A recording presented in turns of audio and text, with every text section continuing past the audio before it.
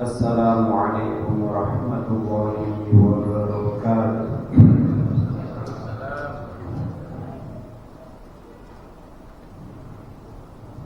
Alhamdulillahi wahdahu wassalatu wassalamu ala nabiyya wa la rasulullah ba'dah. Nashhadu an la ilaha illallah wahdahu la syarika lahu wa nashhadu anna Muhammadan abduhu wa rasuluh. Allahumma salli ala nabiyyina Muhammadin wa ala alihi wa ashabihi ajma'in, amma ba'd. Ya ibadallah, awsini wa iyyakum bi taqwallah wa ta'atihi la'allakum turhamun.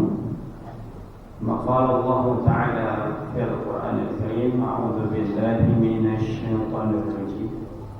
Ya ayyuhalladzina amanu taqullaha haqqa tuqatih wa la tamutunna illa wa antum muslimun.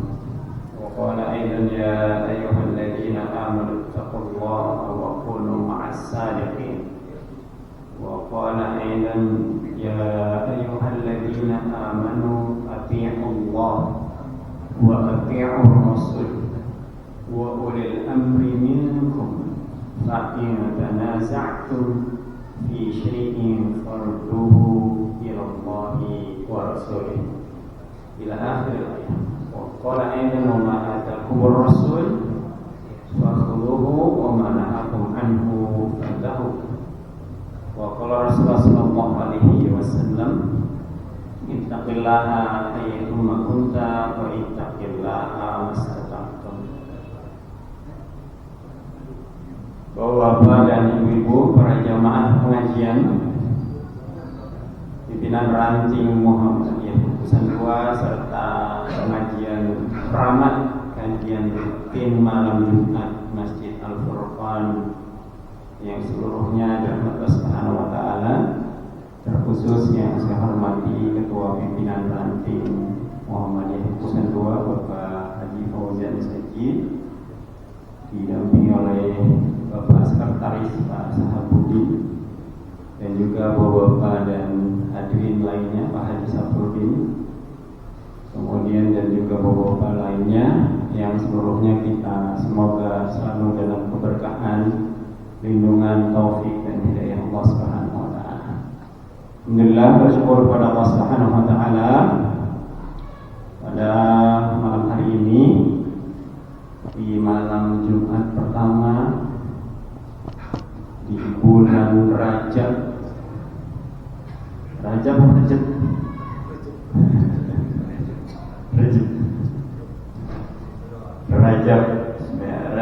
orang Kukusan menyebutnya Rajab, gitu ya.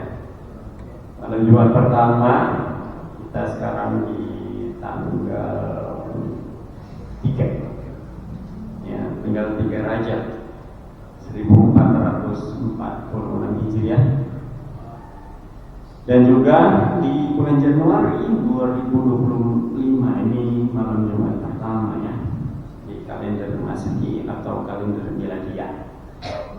Jika bulan Rajab itu disebut bulan haram ya, bulan yang disucikan Allah. Selain bulan apa Pak? Ada 4 bulan yang disucikan, yang diharamkan. Ashhurul Hurum dalam surat At-Taubah, minha arba'atun hurum. Apa Pak selain Rajab? Zulqa'dah, Zulhijjah, dan Muharram. Nah, kalau dalam hadis Nabi SAW itu disebutkan salatun mutawaliyatun. Kalau dalam surat At-Taubah itu inna iddatash syuhuri indallahi 12 syahran fi kitabillah yauma khalaqas samawati wal ardh minha arba'atun hurum. Jadi di sisi Allah itu dalam 1 tahun ada 12 bulan. Oh itu lupa, ada panggung Minat ranting kemudian bisa dulu. Jadi 12 bulan Muharram, Safar, Rabiul Awal. Ini mengulangi saja yang tiap tahun diulang-ulang ini. Muharram, Safar, kemudian Rabiul Awal, Rabiul Akhir, Jumadil Awal, Jumadil Akhir, Rajab, Sya'ban, Ramadan, Syawal, Zulqa'dah, Zulhijjah. 3 bulan berturut-turut, bulan 10, bulan 11, 12, bulan 1. Zulqa'dah bulan 11, Zulhijjah bulan 12, Muharram bulan ke-1. Wa Rajab mudhar, Rajabnya bisa sendiri. Baina Jumad wa Sya'ban, di antara Jumadil Akhir ya dan Sya'ban. Nah, itu ya, disebut Rajab mudhar, Rajab mudhar.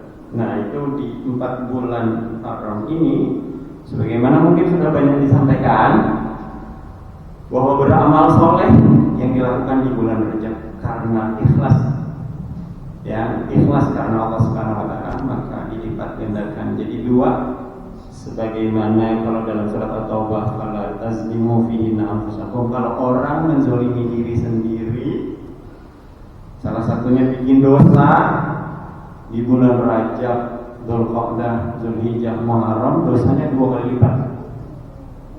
Ya, meskipun bikin dosa di luar bulan itu juga nggak boleh. Tapi di bulan-bulan ini yang dipilih disucikan Allah, itu dosanya jadi 2 kali lipat. Ngaji ini berarti pahalanya jadi 2 kali lipat. Ya, ini diperhatikan ya, mumpung masih di bulan Rajab. Tidak ada amalan khusus, meskipun menghormati saudara-saudara sekalian yang ada amalan khusus, tapi kalau di Muhammadiyah tidak ada amalan khusus. Secara umum saja kalau mau puasa ya banyak saja puasa sunnah, Senin, Kamis, Ayyamul Bid gitu ya. Kalau mau hebat lagi puasa Daud gitu ya. Hari ini puasa, besok tidak, besok puasa, besok tidak, dan seterusnya.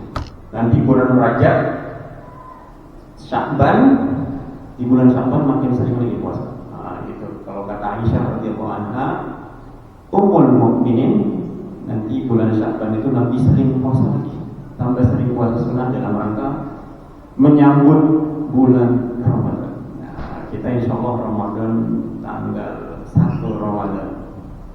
Ya benar ya? Benar 1 Ramadan. Tepatnya di 1 Maret kalau di Muhammadiyah. Ya sekali lagi nanti dengan tetap menghormati perbedaan yang ada. Dan bersalawat pada Rasulullah Muhammad SAW, pada keluarganya, sahabatnya, pengikutnya, tabi'in, tabi'ut, tabi'in, dan seterusnya hingga sampai kepada kita semua yang masih terus berusaha mengikuti sunnah-sunnah yang beliau ajarkan, baik yang disampaikan, dicontohkan, ditetapkan, dan yang sudah ditetapkan oleh Nabi kita Nabi Muhammad SAW. Bapak dan perhatian rahimahullah, judulnya ini. Kalau yang rajin main medsos dulu pernah rame, ini apa-apaan Muhammadiyah, ini sombong, nggak bermadhab. Padahal maksudnya tidak terikat madhab, bukan tidak bermadhab, tidak mengikatkan diri sama madhab, madhab akidah, madhab fikih.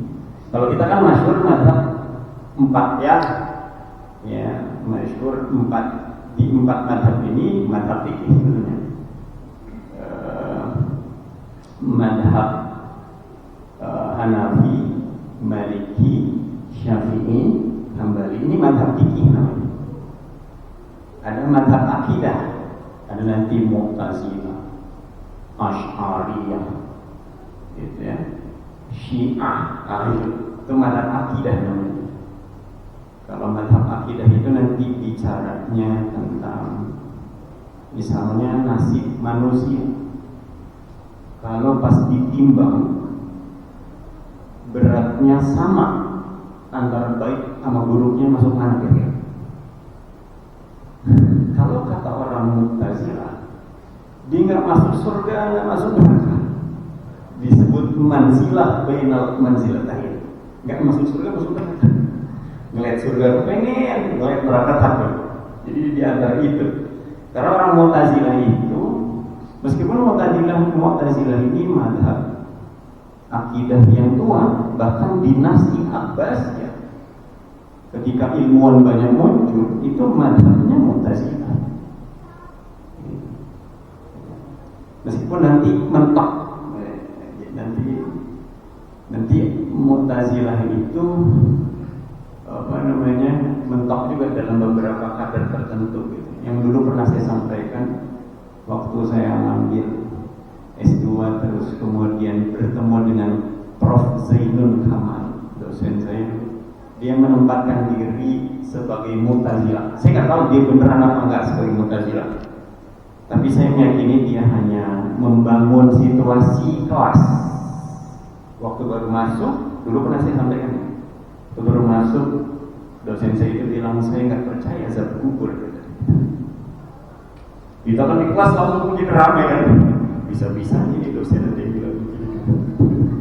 Loh, kata dosen saya, bagaimana mungkin orang belum diperiksa, belum dihisab, belum ditimbang, udah dihukum Bang? Sempat ada yang begitu. Itu kan kemudian, lalu bagaimana dengan doa Allahumma inni a'udzubika min adzabi jahannam wa min adzabil qabr. Gimana dengan doa itu, Prof? Diskusi. Pokoknya dibilang. Jadi kalau Mu'tazilah itu kan akal, Bang. Pokoknya segala sesuatu itu harus sesuai dengan nalar dan akal. Yang kalau orang belum diperiksa, belum ditimbang, kok udah dihukum gitu. Sampai pada akhirnya dia bicara tentang hukum sebab akibat takdir. Takdir itu kewenangan sepenuhnya manusia. Jadi kalau ada orang yang mau meninggal karena kecelakaan, jangan naik kendaraan gitu. Kalau ada orang mau meninggal karena digigit hewan, maka jangan pernah jadi pawang. Meskipun pada akhirnya saya pernah juga, mungkin masih ingat bahwa saya bertanya pada akhirnya dia mentok ada sebuah jawaban, Prof, bagaimana kalau ada orang meninggal lagi tidur, gempa, tertimpa reruntuhan, masa jangan tidur, Prof? Gitu. Terus jawaban dia, kalau itu nasib, kata dia. Itu kan lucu ya. Jadi, nah sementara pemahaman yang ada, pemahaman akidah yang wasatiyah, wa kadzalika ja'alnakum ummatan wasatan, termasuk Muhammadiyah. Di NU juga begitu sebetulnya.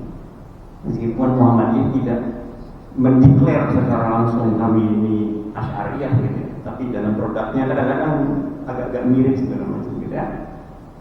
Takdir itu kan ada dua, ada yang wilayah kuasa manusia yang disebut usaha, ada yang tidak wilayah kuasa manusia. Ada yang mu'allaq, ada yang mubram, ada yang mukhayyar, ada yang musayyar. Ada yang bisa diusahakan, bahwa bapak pengen datang ngaji di Masjid Al-Furqan, usaha berangkat dari rumah, siap-siap mandi dulu, kemudian sampai kan. Tapi ada yang nggak bisa diusahakan, ada yang nggak bisa diusahakan. Yang nggak bisa diusahakan siapa bapak ibu kita nggak pernah bisa pilih, benar nggak? Kita nggak pernah bisa pilih bapak ibu kita siapa, anak kita siapa, kita nggak pernah bisa pilih. Wajah kita lahir kayak apa, itu namanya musayyar, tidak mukhayyar. Maka ada nyebut akhirnya orang Mu'tazilah nyebutnya nasib gitu. Maka ada banyak sekali kuasa-kuasa. Nah itu kalau itu mazhab akidah. Sedangkan mazhab fikih yaitu ya dalam hal ibadah terutama ya, yang kadang berbeda, ada yang kunut tidak kunut, ada yang baca Fatihah, ada yang tidak, di belakang imam sebagai makmum, kita udah bahas itu. Ternyata kalangan mazhab Hanafi kalau jadi makmum nggak baca Fatihah, karena bacaan imam adalah bacaan makmum. Sedangkan masyhur atau ijma' ulama mazhab baca Fatihah semuanya. Yang terjadi perbedaan kapan dibacanya, bareng imam atau setelah imam, itu namanya mazhab fikih. Ya, gitu ya. Ini pengantaran terlalu panjang mungkin. Bapak dan para hadirin rahimakumullah, karena sempat ramai ini Muhammad ini apaan gitu. Ya benar. Nah, tapi saya coba untuk menjelaskan argumentasinya. Sebagai pengantar juga, Bapak dan hadirin rahimakumullah, Al-Quran itu terlalu sahih diturunkan. Jadi nggak mungkin Al-Quran turun lagi. Al-Quran terakhir, surat yang terakhir itu surat Al-Maidah, Al-Yawma akmaltu lakum dinakum wa atmamtu alaikum ni'mati wa raditu lakum al-Islam Madinah. Meskipun nanti ada yang berbeda juga wahyu atau ayat yang terakhir gitu ya, terkait dengan turunnya. Saya lupa ayatnya surat apa itu. Kemudian hadis nggak mungkin lagi ada karena Nabi Muhammad telah wafat. Bahkan tabi'in, sahabat sudah wafat, tabi'in, para ulama mazhab juga semua sudah wafat. Sementara kehidupan terus berlangsung. Permasalahan manusia itu tidak pernah usai. Bahkan muncul hal-hal yang baru yang harus dijawab. Dan Islam itu disebut salih fi kulli makan wa zaman. Islam itu selalu sesuai di setiap tempat dan di setiap zaman, harus menjawab. Di masa Nabi nggak ada judi online, nggak ada jual beli online, nggak ada bank dalam bentuk seperti sekarang. Maka itu harus ada jawabannya. Banyak sekali persoalan-persoalan itu. Bahkan keberanian Muhammadiyah misalnya memfatwakan haramnya rokok, yang rokok itu tidak ditemukan di masa lampau, bahkan hanya dimakruhkan, itu pun pakai kias. Mungkin sudah berkali-kali disampaikan, dimakruhkan dengan makan bawang kiasnya, analoginya itu kan pernah saya sampaikan ya. Jadi hanya pada baunya, tapi setelah berkembang ilmu pengetahuan, ternyata kandungan bawang, kandungan rokok berbeda, tidak sepadan. Ya, orang makan bawang nggak ada bahayanya, paling mulutnya doang bau, sama keringatnya bau. Nabi melarang makan bawang makruh. Makruh itu tidak halal, tidak haram, tapi tidak disukai. Berangkat ke masjid kalau baca amin makan bawang kebauan kanan dan kirinya. Ya kalau bawang mah bisa dikiaskan makan jengkol mungkin, makan petai mungkin. Sedangkan kalau rokok nggak sepadan, kandungan rokok itu berbeda dengan kandungan bawang. Bahkan fikih disabilitas, Muhammadiyah ngeluarin itu fikih disabilitas, fikih kebencanaan. Gitu ya. Fikih air tidak fikihnya yang kita udah bahas itu dulu, sampai selesai kita bahas di sini fikih air.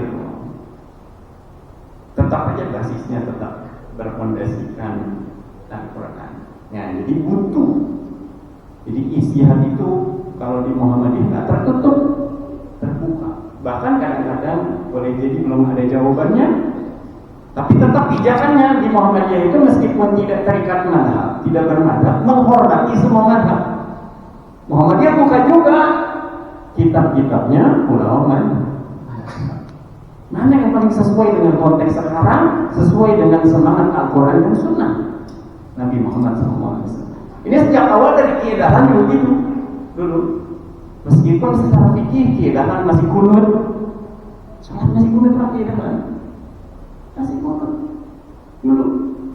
Nah, bahkan saya diceritakan Pak Haji Farana Pak Haji A.R. Fahrudin waktu imam sholat subuh di Masjid Gede Kaunan masih kunut. Tapi kan semangatnya kembali kepada Al-Quran dan Sunnah. Dalam perkembangannya Muhammadiyah adalah Muhammadiyah. Kadang-kadang dalam ungkapan yang tanda kutip, Muhammadiyah bukanlah Dahlaniyah gitu. Tapi semangatnya semangat Kiai Haji Ahmad Dahlan. Semangatnya adalah semangat keidahan untuk melakukan pembaharuan. Nah sekarang pandangannya, bagi Muhammadiyah secara fikih ini kunut itu udah selesai di masa Nabi itu kunut 30 hari. Karena sahabat yang hafal Quran banyak yang wafat, Nabi kunut. Bahkan kunutnya bukan cuma subuh, di 5 waktu. Ketika itu setelah sebulan nanti nggak kunut lagi. Nah bagi Muhammadiyah udah selesai. Mungkin bisa nggak berlaku lagi? Bisa saja berlaku lagi. Bisa saja berlaku lagi. Tapi bagi saudara-saudara yang di NU, kalaupun Nabi pernah sekali kunut, apa salahnya umatnya melakukan kunut tiap subuh maghrib? Itu bedanya di situ aja Pak. Ya, kita bisa saling menghormati bagian-bagian itu. Bahkan mungkin pernah saya sampaikan juga, saya itu diundang misi pengajian Ahad ketiga di Masjid Darussalam Jatijajar. Di sana itu imam bukan saya, imam orang lain, dan selalu kunut. Ketika kunut, isi ke tangan dalam bentuk penghormatan terhadap mazhab yang berbeda. Bahkan Ustadz Zaki, Maulana Zaki, jadi imam suka baca kunut ya di kampusnya. Kalau giliran dia jadi imam, ya. Kan itu juga cerita antara Buya Hamka dengan Kiai Idam Khalid. Dulu pernah saya sampaikan, Buya Hamka jadi imam, dia kunut. Idam Khalid, Kiai Idam Khalid yang jadi imam, beliau nggak baca kunut karena makmumnya Buya Hamka. Ya itu biasa saja sebenarnya. Tapi kan kalau di amal usaha yang memang dia, maka pentingnya Pak. Saya berkali-kali ada yang disebut hukum juga, ada muhakkamah, ada kebiasaan yang menjadi satu sistem dalam pemahaman keagamaan di satu tempat, itu bisa dijadikan sebagai sumber hukum. Ini kan dimulai dari kata para sahabat yang jadi apa yang biasa dilakukan oleh orang Madinah di masa itu menjadi sumber hukum. Maka demikian juga di satu masjid. Jadi kalau ini masjid Muhammadiyah, apa yang dilakukan di masjid ini, maka kita ikuti pula apa yang ada. Demikian juga saya misalnya sholat di Masjid Al-Hikam. Apa kemudian saya lagi bilang, mohon maaf Kiai, adanya sekali aja lagi Jumatan? Enggak gitu. Ya hormati yang adanya loh. Dan itu biasa saja harusnya. Udah selesai harusnya. Maka kadang-kadang kan kita bawa ego kita sendiri kan. Seolah-olah kita udah paham betul nih so. Sehingga pas kita nyampe di situ, cara kita aja kita pakai. Meskipun di tempat itu sesungguhnya ada madhab tertentu gitu ya. Nah ini kemudian berikutnya ada beberapa ayat Al-Quran yang kemudian dikutipkan terkait dengan mengikuti petunjuk Allah dan Rasul. Dimubailah Rasul. Jadi wahai orang-orang beriman, kurang mantap ya. Wahai orang-orang yang beriman, janganlah mendahului Allah dan Rasulnya. Wattaqullah, bertakwalah kepada Allah, innallaha sami'un alim. Sesungguhnya Allah Subhanahu wa taala Maha mendengar Maha mengetahui. Selanjutnya ya dalam surat Az-Zumar, ini karakter orang beriman nih, alladzina yastami'una al-qaul fayattabi'una ahsan. Mereka yang mendengarkan perkataan, berarti harus baca yang banyak. Orang Islam itu rajin baca, jangan ngerasa udah pinter sendiri. Baru baca segini udah bisa ngakimin orang. Kata Buya Hamka, saya baca segini dengan baca segini, pandangan saya berubah. Penting Pak. Jangan-jangan kita ini sempit berislam. Jadi kita menghakimi orang Pak. Di YouTube ini ada udah teman-teman Salafi sama teman-teman yang bermazhab Asy'ari, Ustadz Nuruddin misalnya. Allah beristawa, udah dibahas. Ar-Rahman 'alal 'arsy istawa. Allah beristawa di atas arsy. Wah, ini di Ustadz Nuruddin disebut subhat. Ya, dituduh Syiah. Repot orang Islam begitu. Terus dari dulu sebelum ada Ustadz Nuruddin, sebelum ada teman-teman Salafi, ya baik Radio Roja, Radio Fajri, saya sebut beda. Ya, itu udah dari dulu sebelum ada itu, dari dulu itu ulama udah berbeda pendapat. Hormati saja dan sampai sekarang nggak selesai. Allah bersemayam di atas ars. Ada yang menyebut teman-teman Asy'ari, ars itu adalah kekuasaan Allah. Bersemayam, beristawa, artinya itu menguasai. Ada yang menyebut nggak usah diterjemahin istawa, ada yang kemudian diterjemahin beristimewa di atas ars, duduk di atas singgasana gitu. Kalau duduk berarti Allah itu punya jasad, jadi taksim. Yang duduk itu makhluk, masa Allah duduk singgasana? Terus pertanyaan, antara singgasana sama Allah gede mana? Kan nggak selesai. Masa kita mau bilang singgasana gedean singgasana daripada Allah? Nah itu nggak selesai kalau bahas itu. Ya, Elon Musk sudah bisa bikin roket, kita masih bahas itu. Orang udah bisa berangkat ke bulan, ke Mars, kita masih bahas gitu ya. Jadi dengarkan, baca yang banyak, lalu ikuti yang terbaik dan hormati yang berbeda. Kita boleh yakin atas apa yang kita pilih, tapi bukan berarti keyakinan kita merusak persaudaraan kita dengan yang lain. Bukan berarti keyakinan kita menghakimi yang lain yang berbeda. Hanya penting. Bahkan fatwa, pandangan. Jadi kalau di Muhammadiyah itu ada pandangan yang disebut dengan fatwa, putusan, itu mengikat semua warga persyarikatan. Secara etika, secara akhlak, dalam berkumpul dalam satu gerakan itu harus ikut. Tapi bukan berarti ketika dia mengikuti itu terus pandangannya jadi berbeda terhadap yang lain.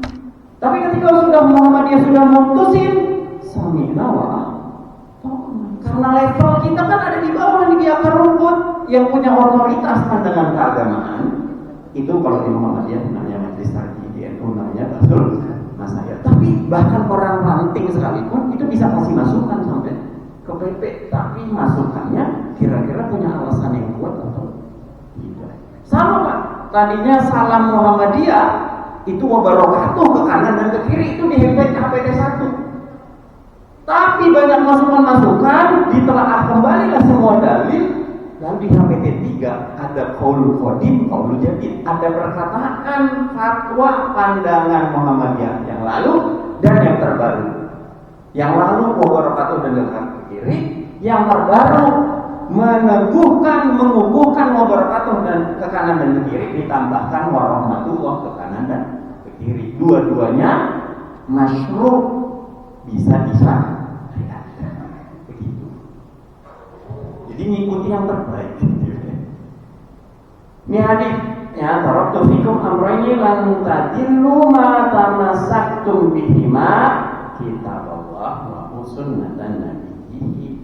Jadi setelah aku wasiatkan kepada kalian dua hal yang kita nggak bakal tersesat, yaitu kita berpegang teguh pada Al-Quran dan sunnah Nabi. Kita masuk pada definisi masuk. Madhab itu bentuk masdar ya, dari dhahab yang makna beri. Ada yang memaknai madhab itu madhab ilaih, di apa yang kemudian madhab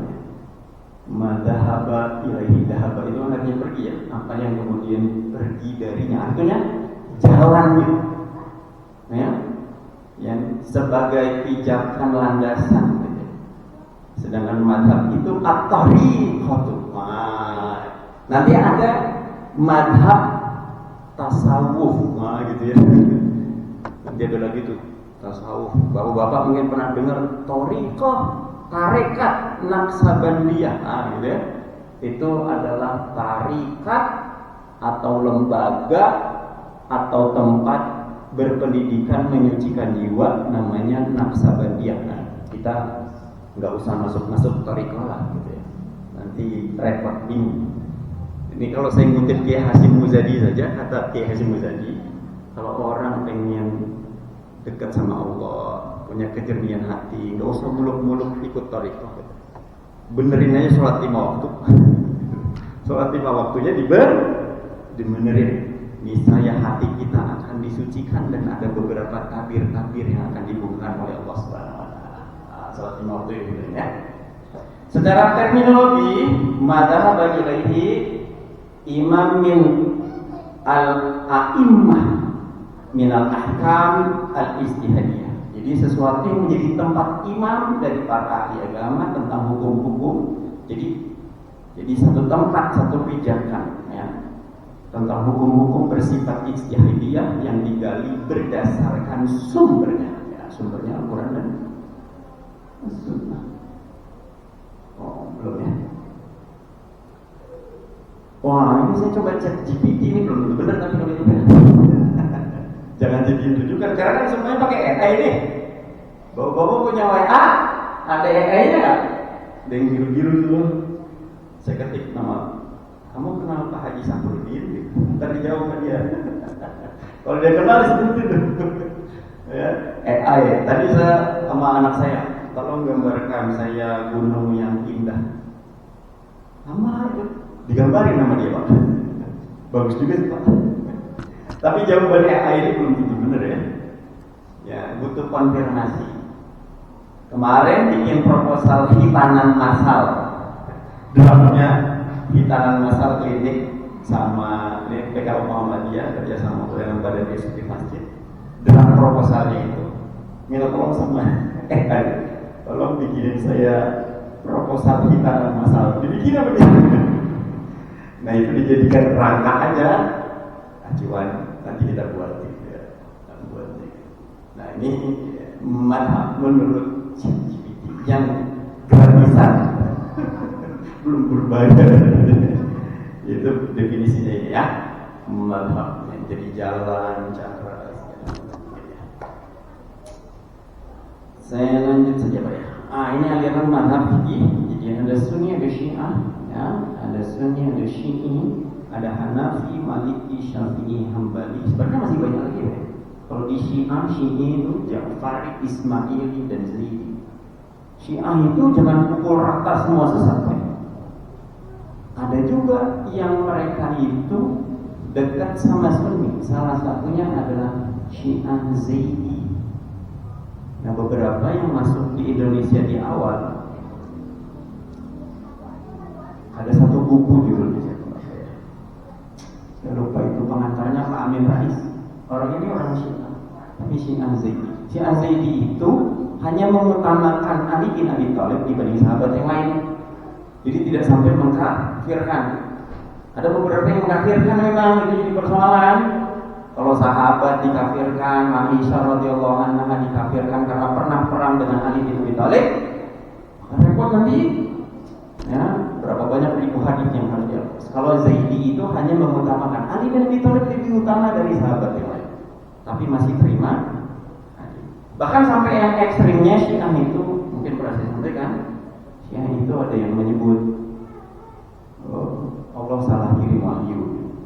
Harusnya Ali bin Abi Thalib bukan ke Nabi Muhammad. Itu masalah kan? Susah itu ya. Itu kalangan Syiah ya. Kalau yang di Iran Syiah Imamiyah Ithna Asyariyah, Syiah 12 imam gitu. Nah ini beberapa perkataan Imam Madhab. Saya langsung pada sini ya. Kata Imam Abu Hanifah,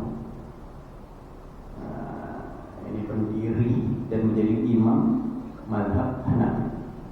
Idza qultu qawlan, apabila satu pendapat yukhalifu kitab Allah, menyelisihi kitab Allah Al-Quran, wa khabar Rasul, dan juga kabar Nabi Muhammad SAW, Rasulullah SAW, fatruku qawli, ini salah ya harokatnya, fatruku qawli, maka tinggalkan pendapat. Imam Abu Hanifah bilang begitu. Kalau menyelisihi, saya lanjut ya. Kelihatan ya, Pak? Kelihatan ya, Pak?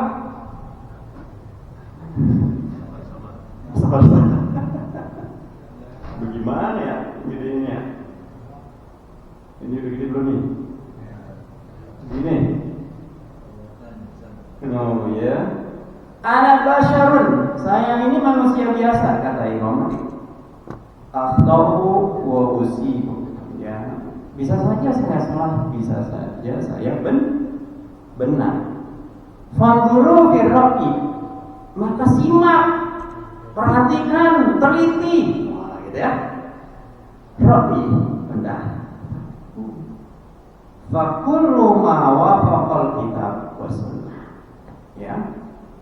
Jadi setelah diteliti pendapatku, maka setiap yang berkesesuaian dengan kitab dan sunnah, Al-Quran dan sunnah, fakulu maka ambil. Wa ma lam yuwafiqul kitab wa sunnah fatrukuhu. Apa saja yang kemudian menyelisihi keduanya, tinggalkan. Ya Pak Imam Mazhab bilang begini, saking tawadunya, padahal mustahil mutlak mereka itu. Masya Allah. Imam Syafi'i. Nanti kalau bapak buka, banyak sekali memang pandangan. Ya, para ulama-ulama berikutnya sampai mewajibkan bermadhab. Ya, madhab itu wajib. Apalagi bagi orang awam. Orang awam itu wajib bermadhab, bahkan bertaklid. Nah, kalau di Muhammadiyah itu diperintahkannya bukan taklid tapi ittiba.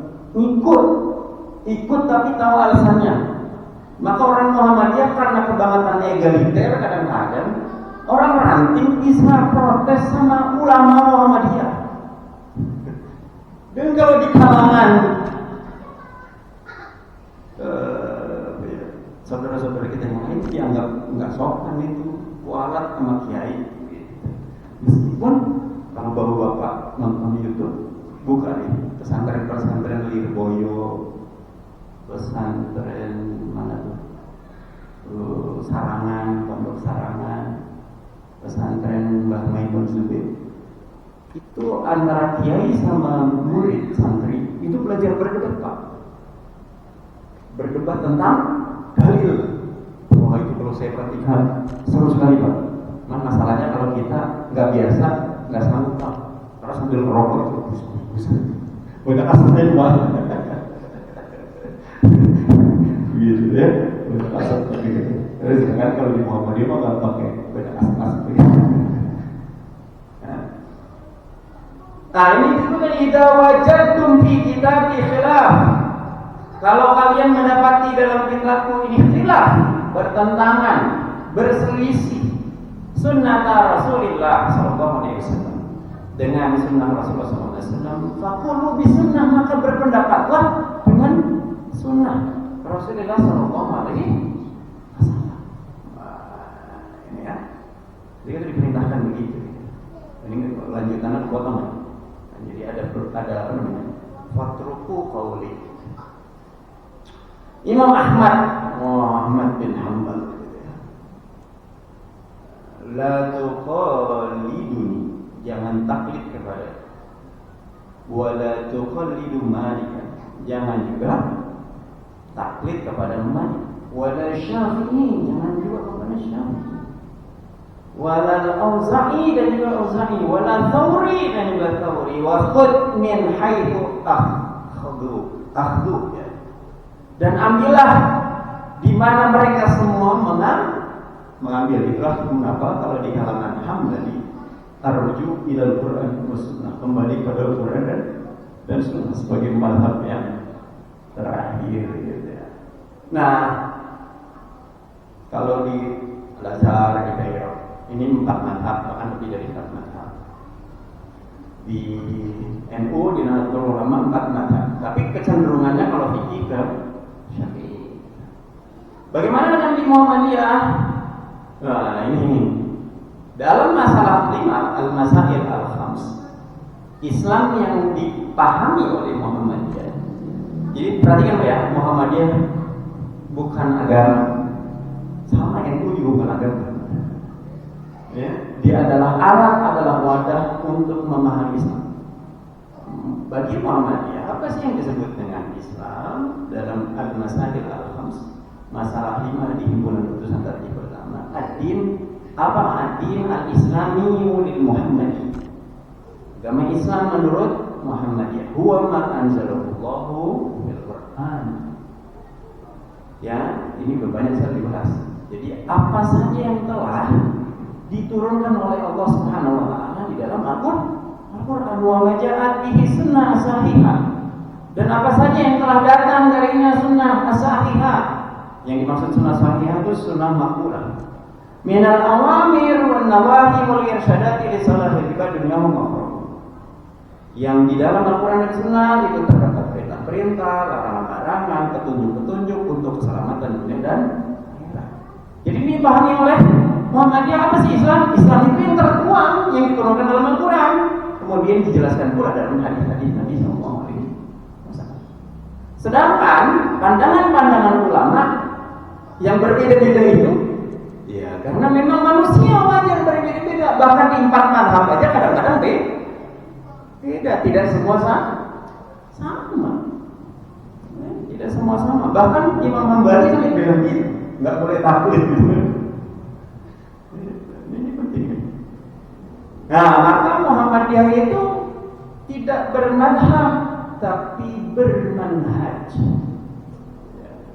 Jadi dalam produknya putusan fatwa dan wacana tidak mengikatkan diri kepada perkataan atau fatwa Imam Ahmad, akan tetapi Muhammadiyah mengambil manhaj atau at-tariqul wadih, jalan yang jelas sebagai proses istinbat hukum atau cara metodologi mengambil hukum atau sarana yang digunakan oleh para imam mazhab itu dipakai juga oleh Muhammad. Boleh jadi cara yang sama, metode yang sama, boleh jadi hukum yang lahir berbeda karena bacaannya, karena situasinya bisa berbeda. Sebagai contoh, mungkin pernah saya sampaikan ini.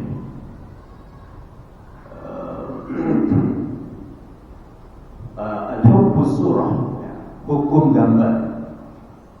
Nanti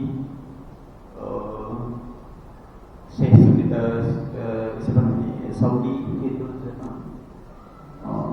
Syekh bin Bas itu menghukumi berdasarkan hadis Nabi hukum gambar haram.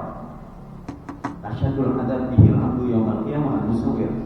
Yang paling besar adab di sisi Allah adalah al-musawwir. Al-musawwir itu tukang gambar. Maka tukang foto itu masuk neraka semua. Termasuk ini HP ada fotonya. Pasang Pak, masuk neraka pasang. Rajin selfie. Tapi Syekh Yusuf Al-Qaradawi bilang gimana? Syekh Yusuf Al-Qaradawi bilang, apa yang dipahami oleh Syekh bin Bas itu tidak sesuai dengan makna yang dengan konteks di masa Nabi. Surah, kalau dalam bahasa Indonesia, surah itu memang maknanya gambar. Akan tetapi yang dimaksud surah al-musawwir di masa Nabi adalah tukang patung berhala. Itu masuk neraka. Sehingga waktu pihak kerajaan bilang, Syekh bin Bas, ini kalau kita mau keluarga kerajaan mau keluar negeri, nggak bisa pergi ke luar negeri kalau paspornya nggak ada fotonya. Oh, kalau gitu boleh, kalau ada manfaatnya. Lalu kemudian Syekh bin Bas, ini koran majalah nggak laku kalau cuma tulisan, harus ada gambarnya biar laku. Kalau ada masalahnya silakan. Ayo berbuat. Nah di Muhammadiyah itu ada hukum. Hukum surah, hukum gambar. Gambar itu dia haram kalau seandainya ada maksiat, ada musyrik. Dia jadi mubah kalau gambar itu digunakan untuk pendidikan. Maka gambar keindahan dulu pernah diharamkan karena takut pengkultusan. Tapi ketika masyarakat Muhammadiyah sudah terdidik akidahnya, murid-murid sekolah pengen tahu siapa pendiri Muhammadiyah, maka kemudian berubah hukumnya.